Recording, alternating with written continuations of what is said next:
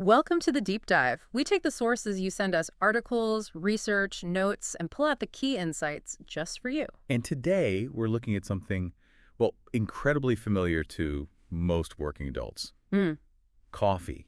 absolutely. Think about it. How many times have you heard someone say, or maybe even say yourself, if I don't have my coffee, I just can't start working? Or that feeling like your body, your brain, it just isn't quite online yet without that first cup. It's almost universal in the working world. Exactly. It's a sentiment you hear constantly. So, the big question we're tackling today, based on the materials you've provided, is why? Why has coffee become so essential, almost, well, non-negotiable for working adults? It's fascinating, isn't it, how deeply ingrained it is? And this deep dive promises to go beyond the surface, uncovering some perhaps surprising layers to this everyday habit. That's the mission. We're going to unpack the chemistry, the psychology, the culture, everything the sources point to understand this whole phenomenon. Ready to jump in? Let's do it. Okay, let's start with the most obvious thing, the wake-up call. Mm. How does coffee actually, work its magic? For so many people, it genuinely feels like flipping a switch. Right. And what's really fascinating here, chemically speaking, is how directly caffeine, that's the main active player, interacts with your brain. Okay. Your brain naturally produces a chemical called adenosine. Hmm. You can think of adenosine as like your body's natural sleepy signal. It builds up during the day. Makes sense. The longer you're awake, the sleepier you get. Exactly. Now, caffeine has a molecular structure that's, well, it's surprisingly similar to adenosine. Yeah. So when you drink coffee, the caffeine gets into your brain and it fits into the same receptors that adenosine normally would. Ah, so it blocks them. Precisely. It acts like a barrier. Okay. Adenosine can't dock, so your brain doesn't get that message saying, hey, it's time to get drowsy. So it's not really adding energy, it's more like stopping the slowdown signal, like a mental block. That's a great way to put it. It prevents your brain from hitting the brakes. But there's another layer, too. Caffeine also stimulates the release of other brain chemicals, like dopamine and adrenaline. Okay, dopamine, that's the feel-good one. Right. And adrenaline, the energy rush. Exactly. Dopamine is linked to pleasure, motivation, focus. And adrenaline, well, that's your fight or flight hormone. It increases alertness, sharpens your senses, gives you that feeling of readiness, that sort of instant energy boost. Right. So you put that together, blocking the sleepiness and boosting alertness and motivation chemicals. Well, you can see why it feels like a start button for someone facing an early morning or a demanding workday. Yeah, absolutely. It's like a biological shortcut to feeling ready to go. It really is. It helps override that natural urge to maybe, ease into the day more slowly. That chemical side makes total sense for the immediate jolt. But, sometimes I feel like I need coffee, even when I've had a decent night's sleep. It's less about fighting exhaustion and more, I don't know, like a mental prep step. Is there more going on than just the caffeine buzz? Oh, definitely. You've hit on something really important there. Beyond the pure chemistry, coffee often functions as a really powerful psychological ritual. A ritual? How so? Think about the whole process. Waking up, the act of grinding the beans maybe, brewing it, the smell filling the kitchen, the warmth of the mug. Yeah, the routine. That whole routine, repeated day after day, becomes a strong signal to your brain. It's like a cue that says, okay, transition time, time to focus, time for work. It flips that mental switch into work mode. So the act itself, not just the drink, becomes part of the effect, like conditioning. Exactly like conditioning. Our brains are amazing at forming habit loops. You perform an action making and drinking coffee. You get a reward, feeling alert, focused, ready. Right. Your brain makes that connection.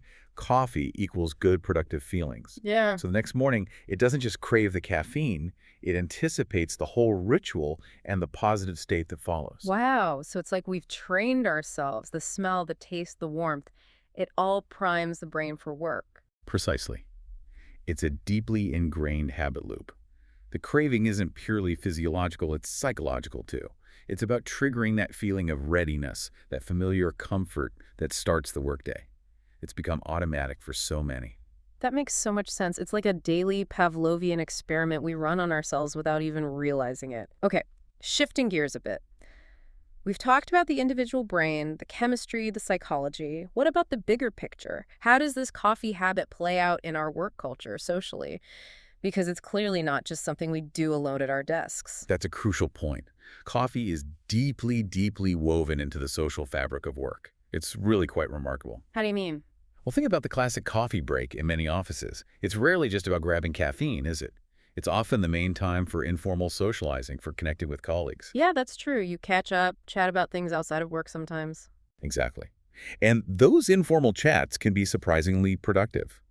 Ideas get shared, problems get solved casually, team bonds get strengthened, often more effectively than in a formal meeting.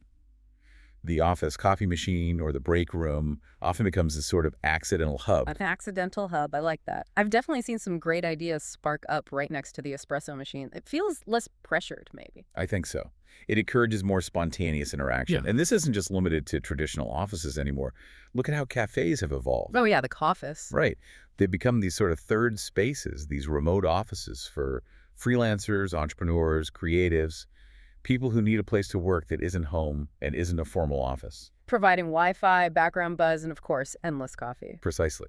So it raises this interesting question about how our daily habits, like grabbing a coffee, actually shape our collective work experiences and foster collaboration.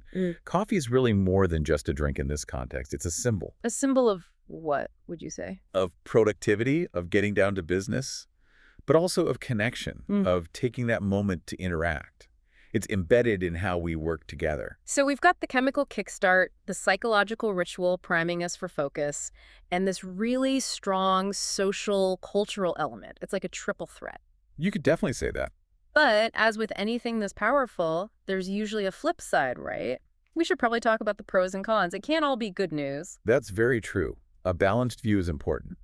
On the plus side, as we've covered, there's the undeniable increase in alertness and focus.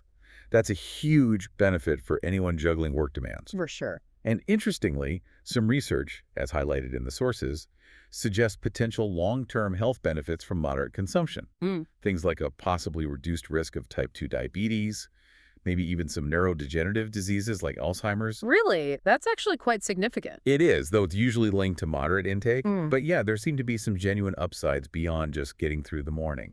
Okay, so those are some strong pros. What about the cons? I mean, I think most of us know that jittery feeling if you have one cup too many. Exactly. That's the most immediate downside of excessive consumption. Yeah. The jitters, maybe feeling anxious, definitely trouble sleeping if you drink it too late in the day.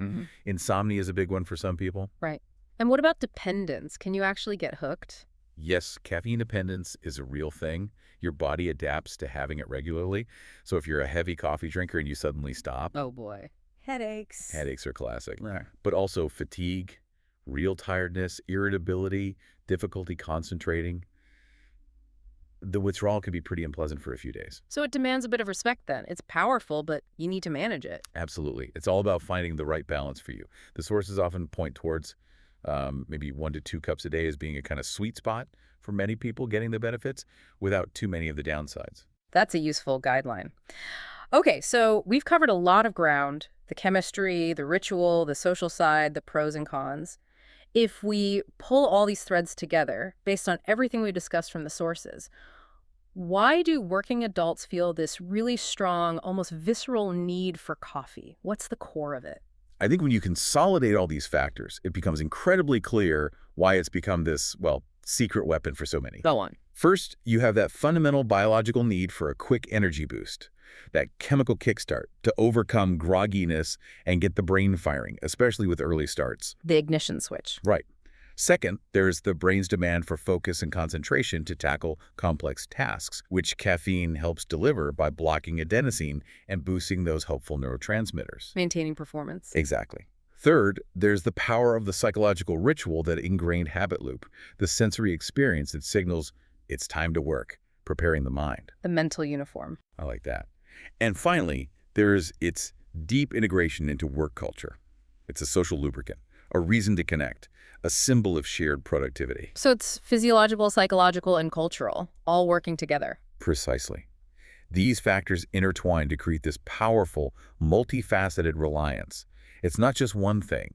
It's the combination that makes coffee feel so indispensable in the working world today. Wow. Okay, this has been a really illuminating deep dive. We started with a simple observation about a daily habit, and we've ended up unpacking this complex interplay of brain chemistry, learned behavior, and social dynamics. It's amazing how something so common has such deep roots in our work lives. It really is quite something. What's fascinating, I think, is seeing how this simple beverage has so thoroughly woven itself into the fabric of modern productivity and social interaction. It makes you wonder. Uh, Well, perhaps the need for coffee, as you said, isn't solely about the caffeine. Maybe it's just as much about the cues, the routines, the connections it provides. And that prompts a bigger question, doesn't it? What other daily rituals, maybe ones we barely notice, are quietly shaping our focus, our mood, our interactions, and our overall well-being? that is a fantastic question to leave us with, something for all of us to think about. As you go through your day, maybe reflect on your own relationship with coffee or whatever rituals get you going. You might uncover some surprising insights about your own routines. Worth considering. Definitely. Well, thank you for joining us for this deep dive. Until next time.